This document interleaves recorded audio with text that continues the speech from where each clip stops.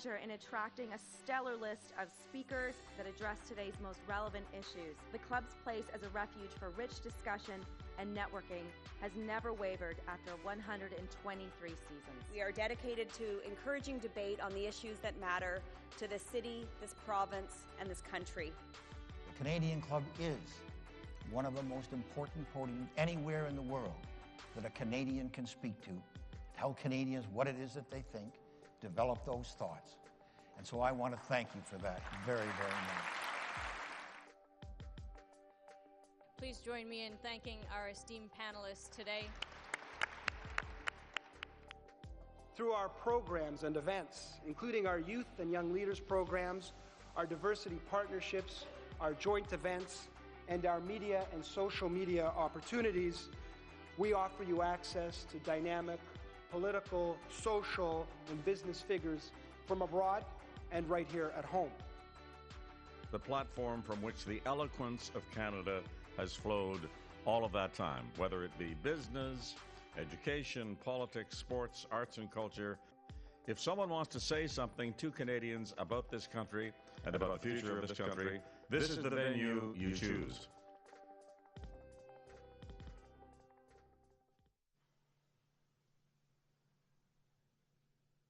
Hello, Anine, bonjour, and thank you for joining us. My name is Karen Restool, and I'm a director with Canadian Club Toronto. Although we are meeting virtually today, we recognize that Canadian Club Toronto sits in the territory of the Mississaugas of the Credit First Nation. We thank them and all of those who have come before us for caring for the land and water in a way that allows us to continue to gather here today. Miigwech, Nyawen.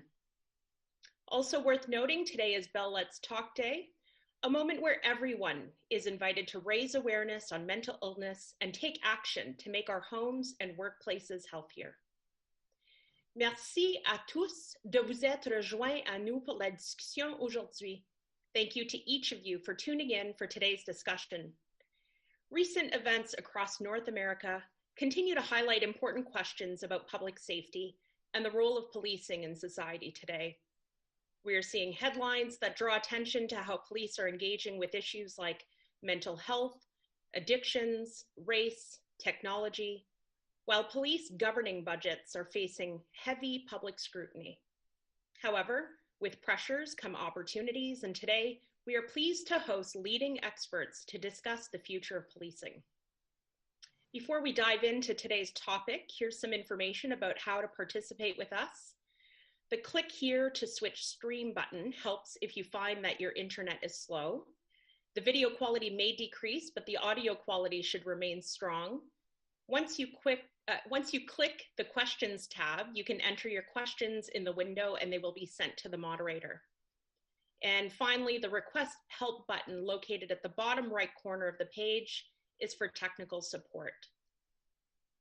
So here today, I have the pleasure of introducing our panelists, all established leaders and experts in public safety. We have Bryan Larkin, Chief of the Waterloo Regional Police Service and President of the Canadian Association of Chiefs of Police. Welcome. We have Antje McNeely, Chief of the Kingston Police Service and President of the Ontario Association of Chiefs of Police. Welcome. And finally, Peter Sloly, Chief of the Ottawa Police Service, who also previously served with the Toronto Police Service, as well as being former partner with Deloitte.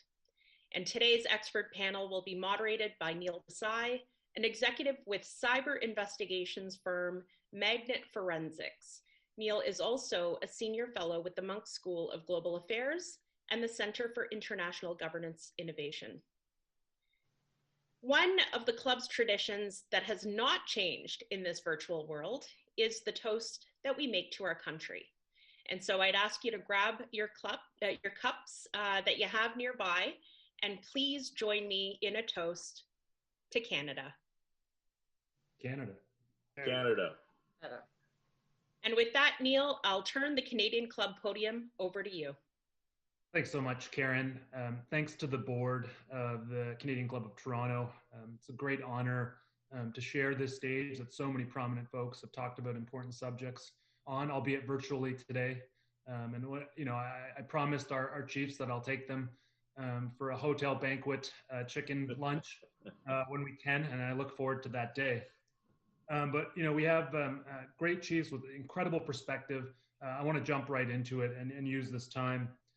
It's really hard to talk about the future of anything right now without addressing how the pandemic is affecting it, and policing is no different.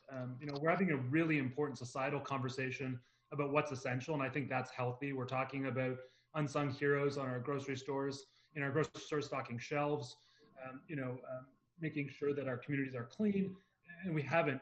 But policing has always been one of the most essential services that we all recognize, and I'm really interested in how the profession is being affected on the street as well as organizations. So maybe I'll start with you, Chief McNeely. How is the pandemic affecting your organization? Yes, I certainly can say that 2020 has been known for the global pandemic for sure. And I know that, as things change, the ministry, and for those of us in Ontario, the all chiefs come out to tell us all the updates of the rules and regulations that are occurring. And I can say that since the pandemic has started, we've had over 110 different pieces of information that have come through our desks. And really the importance of situational awareness within our organizations and our municipalities, as well as in our region, has really risen to the top for me. And this has begun with regular meetings within our organization, starting with our association members, but then also talking with our community leaders and our regional leaders, just to make sure that we're all on the same page and that we're communicating the information, factual information that's out there. And that's what's really important, to have that really important factual information so that people understand that. And I want to say that collaboration is key. Some areas have different rules that are happening within different jurisdictions. And I know within Kingston, we worked with City Bylaw, the City of Kingston, Public Health, as well as our officers and special constables to develop flow charts and information as to who was going to take the lead. And we did find ourselves in uncharted territories with police responding to complaints about the Quarantine Act and failing to abide by self-isolation, by bylaw taking the lead with police support on businesses not complying with the orders to close. And really, in terms of disobeying outdoor gatherings, were really important, what we focused on. And really, we were looking at the 4 E's, engaging with the members of our community, explaining why we were there, educating on the rules and regulations, and really using enforcement as the last resort. And this is the foremost. It was a public health matter that we're dealing with. One of the things that police leaders learned during COVID-19 is that everyone in policing is a leader, regardless of rank. The pandemic had its impact on healthcare, has taken its toll on the economy, social services, and the education system. And it's also meant that our frontline officers and first responders have literally been putting their lives on the line every day of the pandemic. And this has caused some angst, as they too have families and parents to care for and don't want to come into contact with the virus and bring that home to their families. So the impact and stress and strain on the members has never really been greater. And as police leaders, we can't overemphasize the importance of reaching out to each other and checking in to look after one another. This is everyone's responsibility. And mental health support, such as psychologists and wellness check-ins, occupational therapists, peer support, programs such as Wounded Warriors or Badge of Life or Boots on the Ground are key components that help our officers and our members do their job and keep healthy so that they can continue to do the good work that they're doing. The pandemic has also exacerbated, though, and draws attention to what we as political leaders have known for a long time. And that's policing is the only service that's been working 365 days a year, 7 days a week, and 24 hours a day. Other services are not there 24/7 when these calls come in. And as such, we are really the service of last resort. We've been seeing changes in drug supplies that have been coming into our communities as a result of the pandemic, increasing overdoses, increasing calls for service for persons experiencing mental health and crisis. So the reality is that there really does need to be a solution developed, a better alternative that's based on evidence, research, and partnerships. And we're committed to working with the government, community partners, and policymakers to build what that response is going to look like. And the answer really is finding ways to work through all levels of government in terms of refunding a system that's pushed policing back into the last resort. So this takes time, it takes money to build the proper infrastructure within our communities, including the healthcare, housing, and social services to provide adequate programming to support a pathway of care for our most vulnerable populations, as the pandemic has shown us. So in times of crisis comes opportunity for change. And the pandemic has also emphasized other ways that police are able to do things differently and that they can change in a quick time frame. So in order to minimize COVID spread, we've learned that for some of our members, there's a capacity to work remotely from home, yet still remain connected to work via telephone conferencing or Zoom calls such as this, Zoom meetings. Zoom meetings can easily replace long distance travel and conferences with some adaptations. Court attendance can be replaced by Zoom. And when open, our indoor gyms are now quite possibly the most sanitary room in our headquarters. And that following strict PPE procedures with guidance from public health is really the best guide for us to minimize the risk of transitions. So really, process is your friend. So those are some of the things that we've been seeing. So I look at the pandemic as demonstrating some of the cleavages in society that already existed, and just shining a light on them. Both and giving, frankly, our public institutions opportunity to course correct a little faster where we haven't in the past. You mentioned, teleconferencing. Our justice sector is now allowing officers to, on the positive side, allowing officers to testify remotely, which is fantastic. Something I think should have been there a lot earlier. But we are shining a light on some areas that are frankly pretty dark, that don't directly relate to the virus, but it's now becoming prevalent. And one area I think is drugs. And the opioid crisis in North America and Canada is not net new. It's something that's existed and persisted, unfortunately, and it's taking the lives of many. I just point out one statistic: in British Columbia, there's more deaths related to the opioid crisis during the pandemic than there are directly related to the pandemic. Chief Larkin, our audience might be surprised to know that you specifically, but the organization you're president of, has very progressive views on drugs outside of cannabis, and have recently called for decriminalization of possession of narcotics if there's no other crime related to that. So maybe if you could give a sense of your thinking on that subject.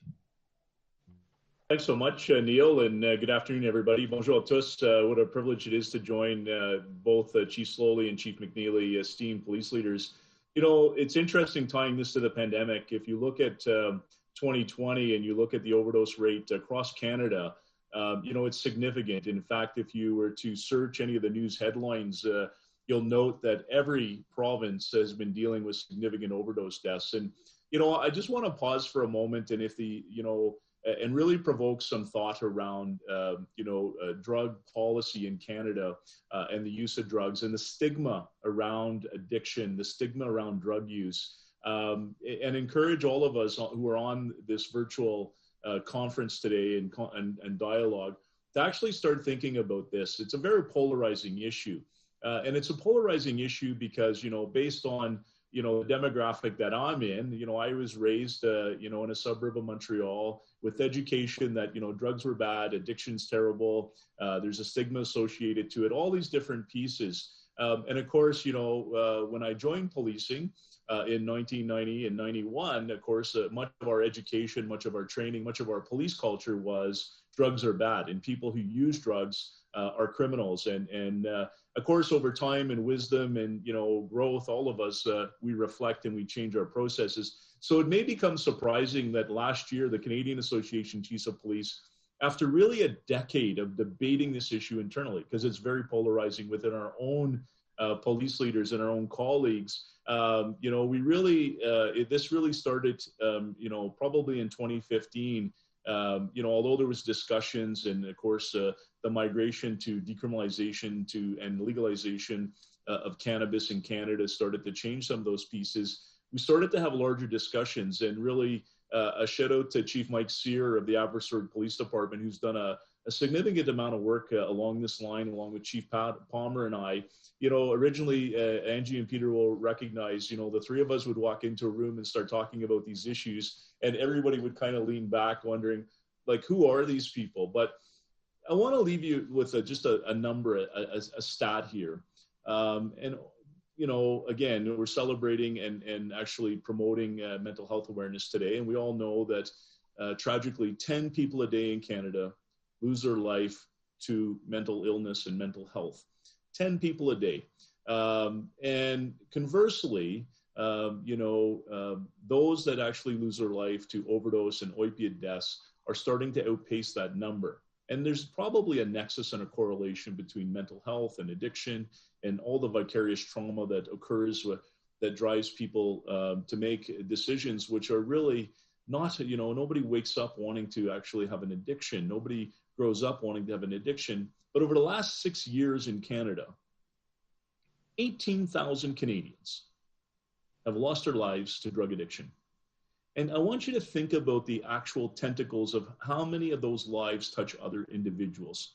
So families have been impacted, neighborhoods have been impacted, communities have been impacted, communities that don't have the same socioeconomic affluence as other communities are impacted. But the opiate overdose and crisis in Canada doesn't discriminate. Everybody is touched by these challenges. And of course, you have to ask ourselves, and we have to ask ourselves as police leaders, a bold question. Was the judicial system really designed to tackle addiction? And should all of the efforts of policing be focused on simple possession?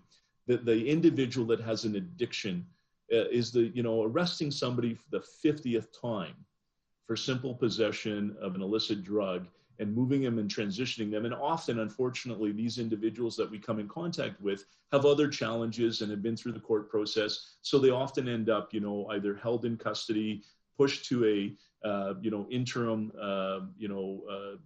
incarceration, waiting for trial. The pandemic has impacted, naturally our courts, and no criticism there. We're all finding ourselves behind the schedule and those processes.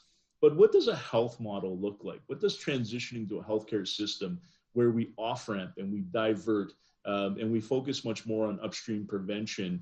Naturally, I think policing in Canada still needs to focus on strengthening our borders and dealing with illicit organized crime that prey on the vulnerable. But it also begs the discussion around safe supply, consumption treatment sites. These are polarizing issues that impact neighborhoods and communities. But it's time to have a much larger discussion, one that is evidence-based, one that isn't about organizational ego, who does what, who leads when.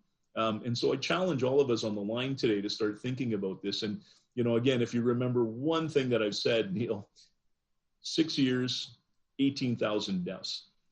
If 18,000 people lost their lives in traffic collisions, our country and our communities would not accept that. There would be outcry. There would be calls for enhanced enforcement, technology changes, etc.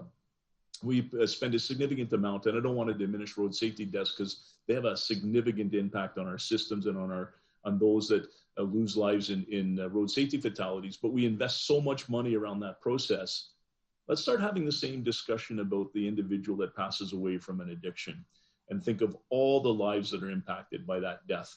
And again, I encourage us to shift our focus. It's polarizing, but let's actually have the hard, courageous conversations. And very much tied to pandemic, we've seen significant overdoses in all of our communities.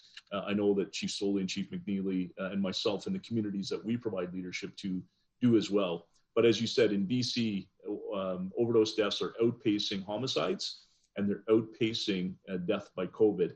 And similarly, in Ontario, you'll see similar data when it's released this year.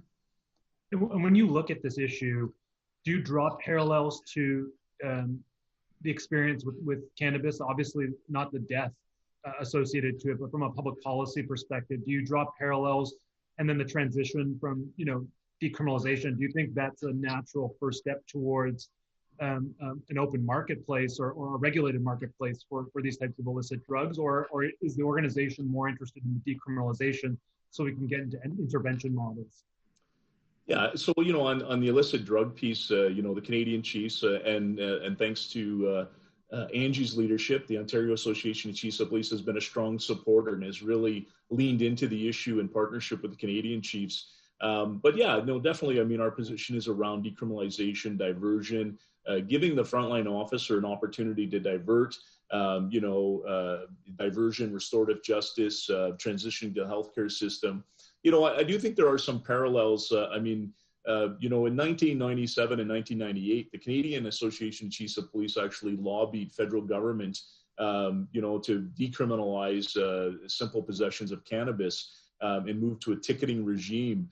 They recognize that the amount of financial investment by policing to deal with a small possession charge, and quite frankly, impacting people's lives, criminal records and records checks and all these processes impact people's livelihood. And if we're really candid and having a discussion, often those that don't have the same affluence in society, the same access to justice, those are the ones that are marginalized, the more vulnerable citizens. And so, on the piece of illicit drugs, we're supporting of a decriminalization model that transitions to the healthcare system. And I think to add to Chief McNeely's comments, we have to plan this strategically. We simply can't turn the, I always allude to, we're running a bath. It can't be too hot, too cold. It just needs to be right. We can't turn one tap off and expect another system to assume all of this and those types of processes. But think of the financial investment, and it's not a criticism of our correctional facilities, but they were never designed to actually be drug treatment facilities. They were never designed to actually rehabilitate mental health. They were designed to correct, criminal behavior, and that's a whole other discussion. But I think there's opportunities for change here. I think there's opportunities to be bold and to reimagine and re-envision. And I think the pandemic has given us the platform to do that, not only as police leaders, but as community leaders. Let's build larger tables and let's actually have larger discussions. And again, we do know that addiction does impact, and doesn't discriminate, but we also know that the likelihood of certain individuals falling into, involvement with police and conflict with the law, the data actually demonstrates that. So let's actually reshift this and let's look at how do we prevent addiction? How do we support individuals? But in the interim, those that have chronic addictions, let's find a way to get them into the healthcare system to get the help and support that they need. And we shouldn't be criminalizing a health issue and or an addiction. That's our perspective. It's my perspective. I've been at this for a decade. I know Peter and Antje will laugh because I've been fairly vocal on this issue and a bit of an outlier with my peers. But I think we're seeing much more wisdom around drug policy in Canada. And I encourage everybody on the line, let's actually start having a larger discussion. Let's, bring our federal decision makers into this discussion and force them on the issue. I'd like to add one point too, though, with respect to that, and that's really changing the mindset even of our officers, because we've been hardwired for a long time, and so some of the new things, when I started in 1985, we didn't have the trauma-informed understanding and the adverse childhood experiences that we're actually learning now, and really teaching our officers to understand that how stress impacts the individual and community health, and how these adverse childhood experiences correlate from early childhood experiences and how that affects later adult life as well. So those are important ways for us to understand, because some of us haven't walked those lives, and we need to understand that. It could have been either one of us that could have gone down that path, but we need to be able to understand and put ourselves in other people's shoes and see where they've come from and meet them at where they're at as well. So it is a mind change for our frontline and the rest of us as well. And just one follow-up for you, Chief Larkin. The data you talk about, do you think that's getting out there? I think of some of the spectrum on these issues. Very hard to move on positions in professions that move slow. Policing is an essential service. It can't move overnight. But progressive leaders like yourselves have thought about this issue over time and shifted your opinions. And the government has to be responsive to public opinion as well. Do you think that the data is out there on some of these things, like the number of arrests and the costs within the correction systems, and revisiting the same individuals for drug-related offenses? Could we be doing a better job on the data dissemination side? Yeah, I think, as a profession, we could be doing a better job on a lot of information and evidence-based work that we do. I mean, it's hard for, I do believe that there's opportunities. I think the data is all accessible. I think it's available. But let's be candid. This is a polarizing discussion. It's a challenging discussion. And for me, it's about value of life. I look at both, Peter, his team in Ottawa has some excellent examples of diversion and working with, and then that, Waterloo's looked at around how they deal with chronic individuals with addiction, whether it be alcohol and or drugs. But, these are hard conversations. I mean, I think sometimes they're easier conversations to sort of tuck away. I look at, again, celebrating, Let's Talk Day. We've come a long way talking about mental health in our profession. within our organizations, within our community. There's still a ton of work to be done, but I think we show that when we, can focus on an issue and move it and advance it, we can make change. I've been pleasantly pleased by the response from Minister Blair and Minister Hadju and Minister Lametti on this issue. They're engaging, they're discussing, they are looking at national reform of the current drug strategy. But again, I think that, we have a sweet spot opportunity as police leaders, as health leaders, as public policy leaders to make change now. And I think sometimes bureaucracy gets the best of us. This is a complex issue, but I think we need to capitalize on it. But yeah, I would agree wholeheartedly. We need to rethink as police leaders, how we share crime data, how we share impact on policing costs. I don't think necessarily it's been our forte. And we've been called into question now to justify the work we're doing. I look at Peter and the work he's been doing in Ottawa in front of his council and board. And I think we're all watching each other and trying to discuss a national level as to how do we actually advance and evolve policing in Canada. But the time is now. That's an excellent segue. We go from pandemic to drugs. I think mental health, given the day we're sitting in Bell Let's Talk today, but also the linkages between these issues. To bring Chief Sloly in, I think about the role of a police officer just in my lifetime, and it feels to have evolved, and we're now down to minutes that we're looking at officers' time and how they're using it, trying to maximize that in the police leadership, that you all play. Are we expecting too much of our officers when it comes to the mental health component of community policing? Could we be looking at other models, other intervention models, and what's your experience in Ottawa? Thanks, Neil. Again, grateful to be on a call with yourself, Bryan and Antje, two of the best and most progressive police chiefs and two of the best human beings I've had the chance to get to know over my working life on a very important topic to Canadians, not just Canadian police chiefs. There absolutely are other models, and I think both first questions that we've tackled, you've heard Antje talk about, police being in support of another agency, which is, for the majority of my policing life, we always are at the front of the table leading the parade, and here we are with COVID and to a large degree the opioid crisis, which Bryan talked about, and we are a supporter at the table, not a leader at the table, a necessary element, but not the only element. And in many cases, and you heard Bryan allude to it, we'd like to be a diminishing element, still there, but not playing as broad a role. And I think the mental health piece is in the same realm. I can't conceive of any model, I'm not aware of any model in the world where there will never be a component of police in planning, implementing, evaluating a mental health response in a small, medium, or large size community. But there needs to be a model where there's a diminishing role for police, a more appropriate role for police, and ultimately a very integrated role where police, social services, education, and yes, the healthcare sector, particularly on this topic of mental health, are at the table. We're sharing data in ways that comply with MFIPA and privacy laws that support human rights, but ultimately create shared outcomes and goals that we're working towards.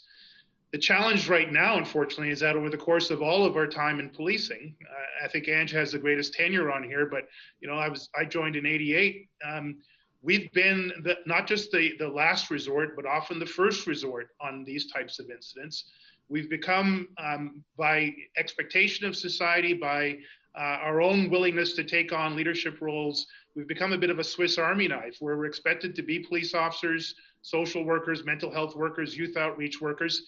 And a lot of us are pretty good in all those areas, but none of us are experts in all those areas. And so it's a stress on strain on our police services, on our frontline officers, and I say frontline members, our communications dispatchers who receive these calls are equally stressed about it. It's a stress on strain on those seeking those services where they feel at 3 o'clock in the morning in a rural community in Ottawa that the only resort is to call the police because there are no local and not-for-profit agencies. The downtown shelters can't get transportation out to where they are 45 minutes away, and they're in crisis and they need an answer right now. So police is the first and last resort when we may not be the right call at all. A 211 option, a 311 option might be better than a 911 option. There's working models out there. We see it in Eugene, Oregon with Cahoots, 3 decades in the making. They're now able to take up to 90% of the capacity of previously done by police. They're now talking about shifting resources in the range of millions of dollars from the police budget into the not-for-profit sector. But I think, as Ange said earlier on, and Bryan reinstated, that was a strategic move that took years to design, evaluate, and scale. And now there's confidence within the systems, integration within the systems, and acceptance within the public that they can make that type of move. My fear is that as we move to this more progressive and integrated model, we move too fast, we create new problems, we exacerbate existing problems, we allow community members to fall further between the cracks and land harder, and we put police officers and police members at greater risk. So that's what we're working on here in Ottawa. We have started a process of engaging a council of champions from the broader community, particularly from the healthcare sector, to design a framework around which a strategy can be developed. We will not be leading it, but we'll be participating in it. We'll be bringing our expertise and experience and resources to support it, but we're really looking for this to be a community-led, community-designed, community-implemented and evaluated strategy that fits in alignment with the new Police Act requirements for community safety and well-being, where we're at the table, but not leading the table. So it's exciting days. There's a lot more question marks and answers right now, but the process, I believe, the journey where we step back, stay involved, and get other great community partners to play an expanded role, a more important and ultimately, hopefully more effective role. I think that's the way we go on all these issues. And one kind of follow-up there, through this pandemic, there has been a movement among activists and boards to question police budgets. And hearing, from someone like you saying, acknowledging there might be better models, is there, as you say, you can't shift overnight, and that puts the community at risk. It puts officers at risk. Is there some line of sight you can give to our audience about kind of how policing budgets and where there's opportunities to transition and how we can transition? I use some statistics that some agencies have 90% of their budgets in people, largely in operational costs, and if you were to shift that overnight, you can't just backfill that. It takes time for, in Toronto's context, CAMH to scale up frontline support, especially outside of business hours. So have you been having conversations like this with your governing bodies? And I open that to anyone who wants to discuss. I'll quickly throw out, and I'm sure Ange and Bryan will want to contribute. In the short term, there's a range of things that we can do. And many police agencies have a co-delivery model with their mental health units. So I think that's a relatively well-established and reasonably well evidence-based evaluation process. A police officer and a mental health practitioner being dispatched to non-priority one calls, meaning where there's no imminent clear indication of violence or weapons, and they can provide a combination of integrated service to a point of contact in the community. We're seeing some agencies, I believe Toronto is one of them, where they're starting to embed a mental health practitioner in their communication center and triaging calls right at the front end, and then doing the referral and the right deployment, which often will not be the police's jurisdiction. We're seeing here in Ottawa where we're having our neighborhood resource teams out on patrol in the neighborhoods, but they're working with and walking with social services and youth outreach workers. And if there's a need for the police to play the lead in an interaction, great. If not, they step back and they'll have another civilian non-police member who are now producing that service. So there's a wide range of opportunities out there that are being piloted. What I'd like to see, and I know the leadership that Ange provides provincially and Bryan nationally, is can we now start to get some consistency across the board? Can we take those best practices from Ottawa and Kingston and Waterloo, do some joint research on it, but then quickly scale so that Canadians from coast to coast to coast can have a relatively consistent experience across municipal, provincial, and national police services from British Columbia to Newfoundland to Nunavut. And I think that's, over the next 3 to 5 years, that's the type of leadership that I'd like to support, and that type of growth and progression in policing that I'd like to be part of. And I can say too, though, the OACP, the Ontario Associations of Chiefs of Police, have been very supportive of those kinds of models and developing that framework, and have developed a framework for Ontario, a tool for developing mobile crisis response teams in Ontario, and then a complementary guide to support that framework, and provided that to the government.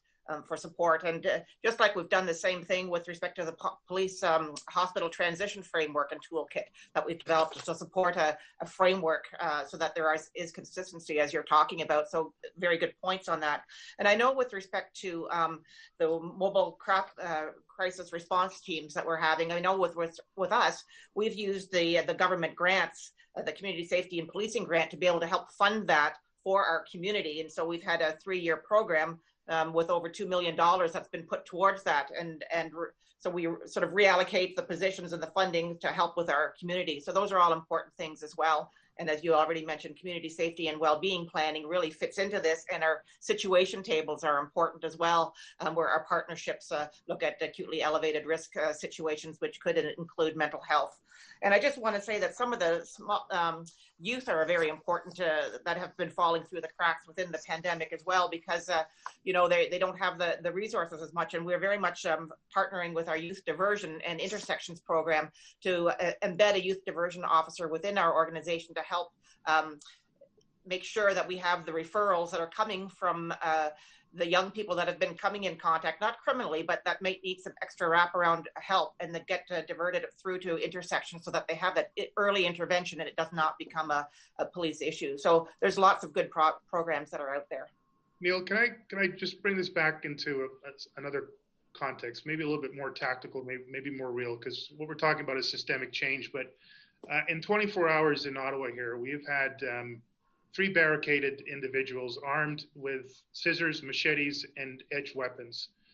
All of them in mental health crisis in 3 different parts of the city, one in an urban environment, one in a rural environment, one in a group home in a suburban environment. In each case, the only choice was to call the police of jurisdiction, the Ottawa Police. In each case, frontline officers responded immediately with information from civilian dispatchers. In each case, we brought in our tactical unit. In each case, we brought in a trained negotiator. In each case, thankfully, we were able to resolve it without any serious injury, without any loss of life to anybody involved. And in each case, we're trying now to get a referral for that person and that family so that we can prevent the next call from coming in. Last night at one of our major not-for-profit agencies in the downtown core, we had an individual who has a career record of criminalities, someone like what Bryan talked about, that person that's been arrested and incarcerated and prosecuted way too many times. But at the heart of his experience has been a mental health journey that has not been successful. Last night, in a moment of crisis, this individual with an edged weapon stabbed 4 other people, including a staff member at the center. There was no other option except to call the police.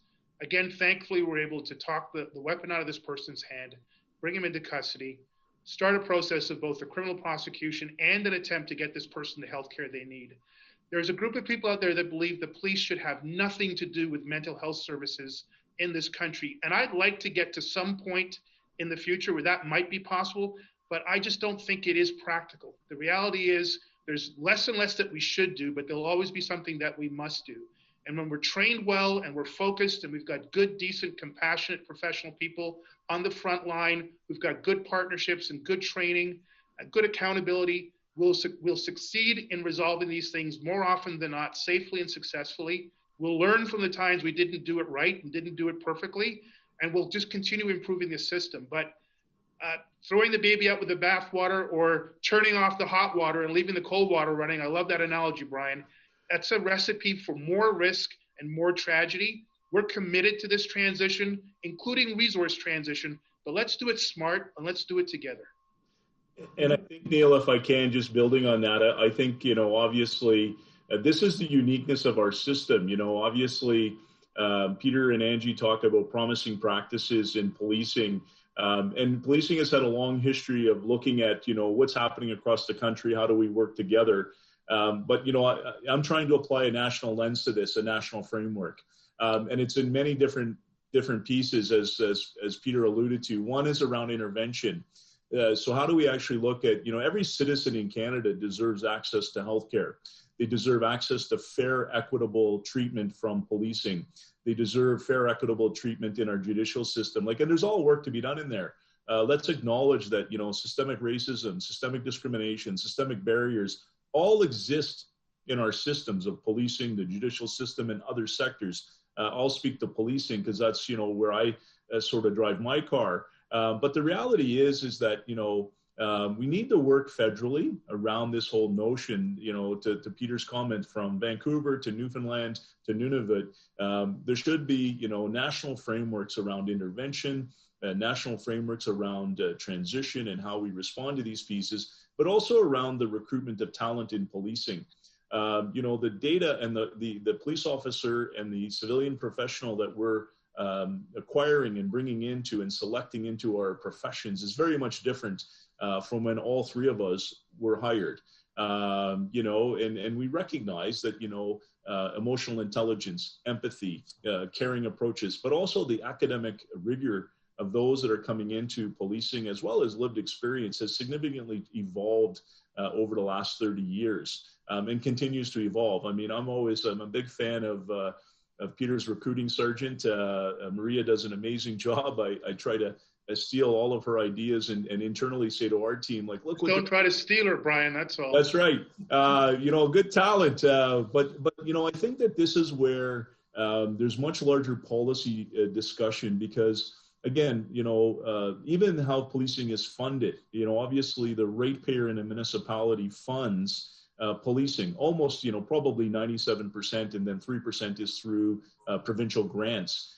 There's not a lot of federal support for policing, although we do a lot of federal policing around, the Controlled Drugs and Substance Act and all kinds of different pieces. And so, there needs to be a larger discussion on policy around funding of policing in Canada, because, the citizen in Waterloo really pays three levels of policing. They pay for the RCMP, they pay for the OPP, and then they pay for their municipal police service. And that's happening in jurisdictions right across Ontario. And so, I challenge our audience, let's engage in solid public policy positions around, there's a lot of money in the system. I'll bring this back to the pandemic. I think obviously our federal and provincial governments have had significant challenges. I mean, unheard of how they're navigating and managing the pandemic. When we, and I do believe that there's light at the end of the tunnel, and when we come out of the pandemic, both our federal and provincial governments have a lot of economic bills to pay. They've been supporting Canadians, they've been supporting in Ontario, Ontarians, right across our country. I think we're all working hard to make a difference. Some police services have seen deficits, some have seen some small positive variances, but the reality is that how do we reshape, to the discussion around where money flows? You can't be successful in running a mental health intervention program on 3-year grants and bouncing from grant to grant. There's no sustainability. We don't actually recruit and attract the best of the best because they're not sure if they're going to be employed past the end of the grant. Police services are looking at their budgets, they're rolling things through. And so there's an opportunity for us as public sector leaders, and I mean beyond just police leaders, let's look at the actual financial investments in all of our systems. And how do we actually collaboratively come together to paint a community safety plan and a well-being plan that builds thriving economies, that builds thriving citizens, that develops our most important asset, our children, who are our future, 20% of our population, but 100% of our future. How do we invest in marginalized in communities that don't have the same socioeconomic expectations? How do we address our Indigenous and people of color communities that, the data shows they don't start on the same base where I start, where there's privilege and opportunity. Let's actually have some really hard conversations, both nationally and provincially. I always envision, getting, health ministers, public safety ministers, correctional ministers, whatever the title is in the province and federally. Let's actually run a massive, Chatham House Rules Day where we actually look at the system. Because we're doing it in isolation. And to Peter's point, he's building a community approach, and we're trying to do that in many different centers. But we're also trying to get organizations to speak and work to each other. And we also have some in the community that want to cut police leaders and or police services from the invite. And for me, that's fundamentally wrong. Let's actually tackle these issues collectively. Let's be united. That's what leadership is uniting. It's not about being divisive. It's not about pointing fingers. We all have some ownership in this. So I think, as we tackle all these issues, I think you can see they're all tied together. And so you can't actually, you just can't fight one issue or tackle. Let's actually look at this from a system-wide perspective. Building on Antje and Peter's, comments around what's happening both nationally, provincially, and within their own jurisdictions. So on that note, on the note of difficult conversations, a number of folks in our audience have put through questions on the matter of race relations, and you opened that thread, and as did others. I reflect through the pandemic, not a new issue, but seemed to hit a boiling point in North America on race relations between police and communities. Do we have the same challenges that our counterparts in the United States have? The death, the murder of George Floyd, other deaths sparked a serious conversation, sparked a serious unrest as well. We've had examples in Canada. Are they unfortunate outliers? Do we have these same challenges? Do we have our own unique challenges? Maybe I'll start with you, Chief Larkin, because you opened the subject. Yeah, thanks, Neil. I mean, let's first start off by acknowledging that systemic racism exists within policing. Let's acknowledge it. And it doesn't, I recognize, and I've been criticized by, internally suggesting that I'm, suggesting that our members, discriminate and or maybe racist. That's not the case. What I'm saying is that our institution fundamentally is that we're an instrument of government. We're a tool of government. And if you look at the history and the insidious, impact of racism within Canada, yes, we celebrate multiculturalism. Yes, we have moments of where, we welcomed, tens of thousands of Syrian refugees and we welcomed into our community. There's a number of things that we do well in Canada, and we should celebrate multiculturalism. We should celebrate the fact that we're a bilingual country. There's lots of things we should celebrate. But going beyond celebration, we need to have some hard conversations. And so I do believe that, policing in itself, I'd like to differentiate that in Canada, and in Ontario, our oversight, our accountability, our transparency in policing is much more robust than it is in America. There's 194 police agencies in Canada. There's over 3,500 police agencies in America. So naturally, even from that perspective, every province is undergoing reviews. But we have to tackle some tough issues. And it's not, obviously, in 2020, we were very much focused on, anti-Black racism, Indigenous, but, the missing person and murder inquiry around Indigenous persons has been ongoing for a number of years. Policing has been struggling with how do we actually reconcile with the Truth and Reconciliation Commission.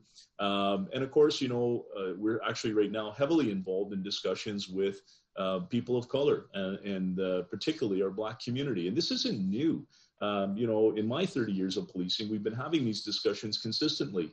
One of my first opportunities to actually work with Peter was at a summit in Toronto in early 2000s that the Toronto Police Service hosted to talk about racial profiling.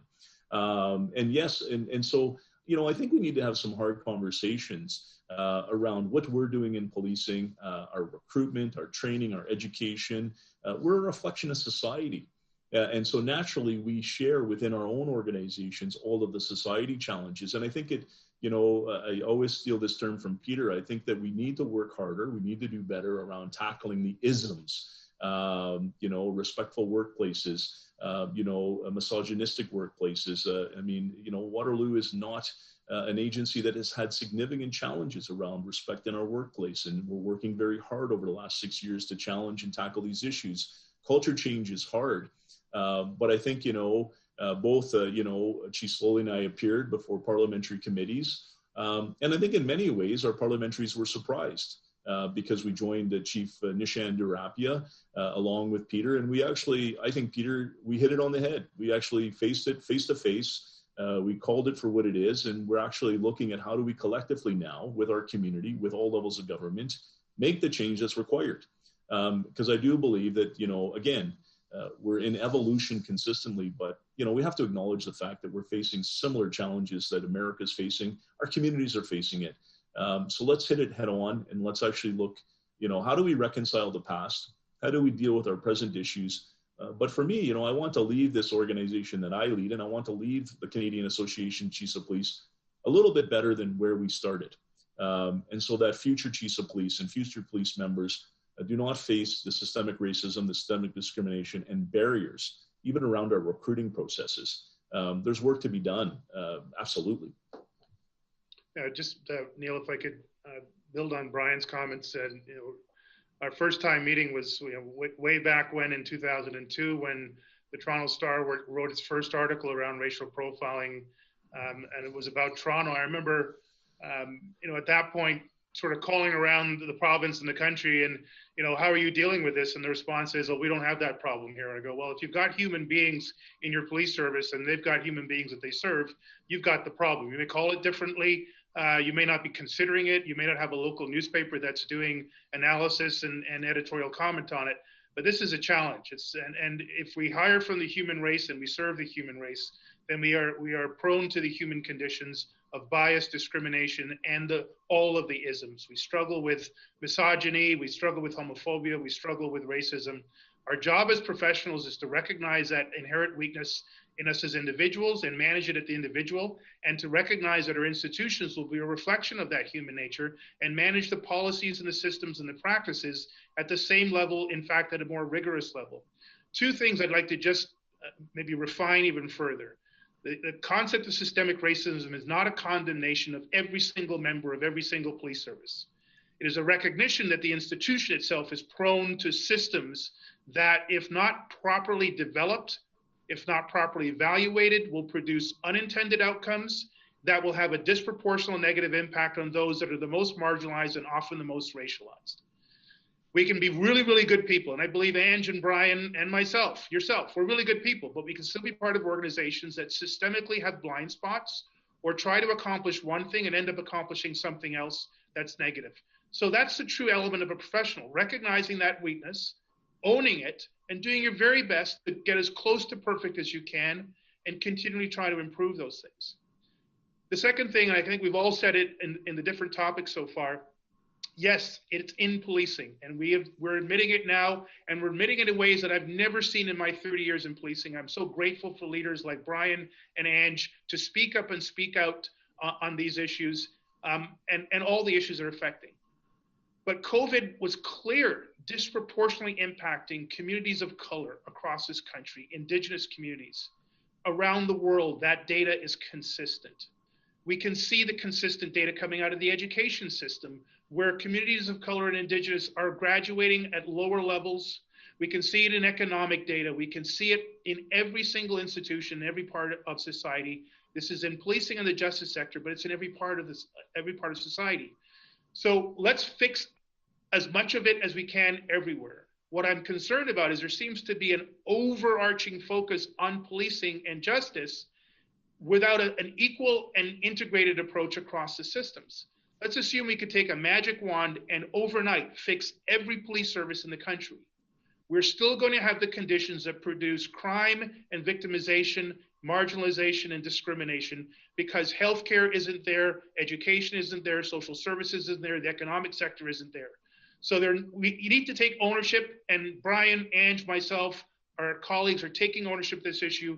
We're going to make meaningful and demonstrable change on this topic and related topics, but it has to be done in an integrated approach with my partners here, Dr. Vera Etches in public health, Camille Williams-Taylor in public education. We're all talking, we're all collaborating and coordinating and trying to raise all the ships in the harbor, all the institutions in the harbor to a higher level to better serve every one of our citizens here in Ottawa.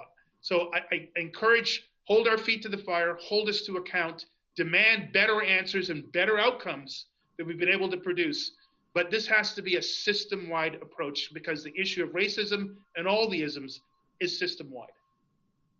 Just wanted to add one more thing, and I agree it's a whole of society approach and systems approach. And there's some great organizations here that are here to help us and to support not only our members, but also within our community and recruitment and so forth. So really organizations such as ABLE, the Association of Black Law Enforcement Officers, are there for support and for help. We've got other organizations such as CALPO, Canadian Association of Latino Police Officers. Again, they're supporting not only our members, but within our communities, serving with pride. We've got OWL for women's law enforcement.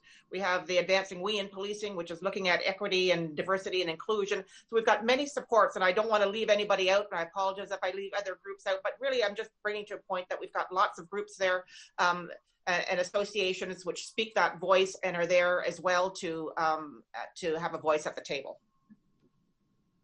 And I appreciate that. And if I can add one editorial comment from my end, when I was in high school, I did police training and the police test to become an officer, just as an exercise in terms of, getting in touch with youth. And I remember at the time thinking of how the physical attributes were quite important. But as the profession has evolved, I think we've heard through this conversation, the soft skills, what are often referred to as soft skills, and I put them in air quotations, empathy, ability to communicate, are becoming more and more important. And I know these chiefs, as well as the profession, are placing a premium on that. So not just diversities for diversity's sake, but diversity of skill set, diversity of opinion, diversity of experience has become quite important to the profession from my perspective. We're approaching time, but there's a subject I'd like to touch on. It's a passion of mine, but I think quite important to the audience as well. And, we're living in a technological transformation. So much of our lives in this pandemic, but generally have moved online. And I think policing is very, good at public safety in an analog context, but is having to deal with this digital transformation amidst an operating environment, whether that's, the technologies they get to use, the laws that govern our society, whether that's our cities, our province, our country, that are a bit antiquated when it comes to digital technology.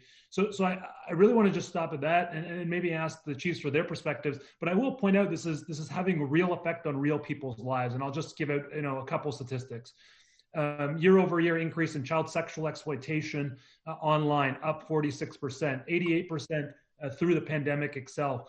Cyber fraud, which has real implications. These aren't theoretical crimes, they're practical crimes that affect our most vulnerable in society. So how are we feeling as a profession in terms of policing this new community? And maybe I'll start with Chief Sloly. Neil, thank you. And I know we're running short of time, so it's a big topic. This morning I'm reading from Reuters a takedown of one of the largest transnational organized crime groups, Emotet, massive amounts of cyber fraud, cyber hacking. Clearly the international community, local municipal police services through the nation state are working together in new ways and are building capability through the adoption of technology, through the recruitment of very talented investigators, often who are not sworn officers, but civilians who come to the profession with heart and passion to create safety both locally and nationally. So we're seeing greater levels of coordination, involvement of private sector in supporting policing and the public sector, and the advancement of laws here in Canada, looking at national security from a privacy lens and allowing for more information and more secure use and ethical use of information to advance public good. But whatever application of technology, whether it's body-worn cameras, whether it is the use of algorithms around predictive and big data, we've got to keep focused on privacy rights, human rights, and that application must produce not a law enforcement outcome, not a crime reduction outcome, but increased public trust, an ability for our officers to demonstrate a duty of care, whether it's in a child porn investigation or it is in a school bullying investigation. And ultimately, it has to be integrated, similar to that community safety and well-being piece. We're going to need to share information with different partners. We're going to need to do it safely and ethically and according to privacy law. We're going to need new technology, new legislation, new capabilities, and new partners to be able to actually not just reduce crime, not just defend against hackers, but to advance public safety, community safety, well-being in a more integrated, more data-rich, but data-safe, ethical, legal environment. That's a huge challenge. I think one of the areas of risk that I've seen is we've rushed towards technology solutions without considering the ethical implications. We have piloted things and scaled them quicker than the public was able to understand and have insight into what was going on. And we've been too quick to adopt individually and not bring a wider group of stakeholders to the table. I won't sit down and adopt any new technology unless I have my community next to me and my privacy expert next to me, and probably a few more beyond that. But it's a rich environment. It's the fourth industrial revolution. The bad guys are already there. We have to police as effectively in the real world, the physical world, as we do in the digital and cyber world. That's just the reality going forwards. And on that note, Neil, I think that, Peter hits on this is that, and for me, I pivot this to redefining policing in Canada. We're actually providing police services to two communities, two neighborhoods. And one is the traditional neighborhood, the neighborhood where, Post-pandemic, we'll walk to grab our coffee, to pick up our newspaper, to drop our kids off at, whether the leisure center or at the library. But there's also another neighborhood, the cyber neighborhood, where humans, weapons, drugs, financial crimes are all committed. And humans are trafficked, guns are trafficked, drugs are trafficked. And it's a larger discussion as to who provides the policing for that neighborhood. And does it need traditional policing, or can we look at new models in Canada? Can we look at national and provincial models versus everybody doing their own work? So, I know we're tight on time here, but this is to Peter's point, and I know, Antje, we've had this discussion. This is a significant opportunity for evolution of policing in Canada and how we address the two neighborhoods that we're asked to provide services towards. And almost, again, just over half of all crime now involves some form of technology, whether it's a dash cam, closed circuit television, a smartphone, a laptop, a computer. The world is changing. Digital evidence and the digital footprint and the fingerprint is changed. And in fact, our addresses now are no longer what's on the front of our condo or our home. It's our IP address. And there's a much larger discussion there to be had. So I just wanted to chime in on that piece and bring it to the national level of redefining what policing looks like in Canada. I appreciate that. And I see Karen, and I could go on for hours having this discussion. It's a fascinating discussion. It's a very important discussion. But before I turn it to Karen, I want to thank our chiefs, not only for being here today, but for being candid, and more so for your service and your officers' service through these extremely difficult times. Thank you. So with that, I'll turn it back to Karen. Thanks, Neil. And thank you to everyone for engaging with us here today on what was very clearly a very insightful discussion. Our minds have certainly been expanded, and it's clear that the traditional policing policy framework, and arguably maybe even the justice framework and system as a whole, does require some systems deep reshaping to address today's realities. And while the policy may require upgrades, this is certainly not the case with the quality of leadership that we have here with us today. Chiefs McNeely, Sloly, and Larkin, thank you for sharing your insights, and most importantly, thank you for your commitment and your persistence in pushing the boundaries of public safety policy so that it continues to meet the needs of citizens across this country. Neil, thank you for shaping today's discussion and bringing your insights as well. I don't think anybody wanted the discussion to stop. So thanks again. For everyone on the line, or those of you who've held on, just want to note 2 upcoming events that are coming your way. Wednesday, February 3rd, we will be joined by President of Shoppers Drug Mart, Jeff Leger, or Ledger. I made the mistake of not checking pronunciation before today. My apologies. For a conversation on how pharmacies have stayed focused on patient care and digital services, and how Canadian pharmacists can help support the vaccine rollout. On Tuesday, February 9th, we will host a panel of experts from Enthusiast Gaming, the NHL, and the Biden-Harris campaign to discuss how brands and politicians are leveraging the popularity of video games, social media, and digital communications tools to get their message out to one of the most lucrative and influential demographics, Gen Z and millennials.